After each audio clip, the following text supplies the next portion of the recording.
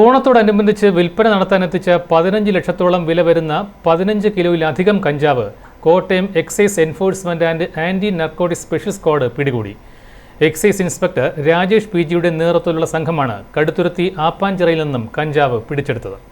Vaikom Appanchira railway സ്റ്റേഷന് സമീപം പ്രായപൂർത്തിയാകാത്ത കുട്ടി കഞ്ചാവ് കച്ചവടം നടത്തുന്നുണ്ടെന്ന വിവരം ലഭിച്ചിരുന്നു. തുടർന്ന് കോട്ടയം എക്സൈസിന്റെ സ്പെഷ്യൽ സ്ക്വാഡ് ഓഫീസിലെ സിവിൽ എക്സൈസ് ഓഫീസർമാരായ അജു ജോസഫ്, അരുൺലാൽ, ദീപക് സോമൻ, ശ്യാം ശശിധരൻ എന്നിവർ നടത്തിയ രഹസ്യ നിരീക്ഷണങ്ങൾക്കൊടുവിലാണ് കഞ്ചാവ് പിടികൂടിയത്. തിങ്കളാഴ്ച കഞ്ചാവ് ഇടപാട് നടക്കാൻ സാധ്യതയുണ്ടെന്ന വിവരം ലഭിച്ചതിനെ തുടർന്ന് എക്സൈസ് ഉദ്യോഗസ്ഥർ വൈക്കം റെയിൽവേ സ്റ്റേഷൻ ഭാഗത്ത് നിരീക്ഷണം നടത്തിയിരുന്നു.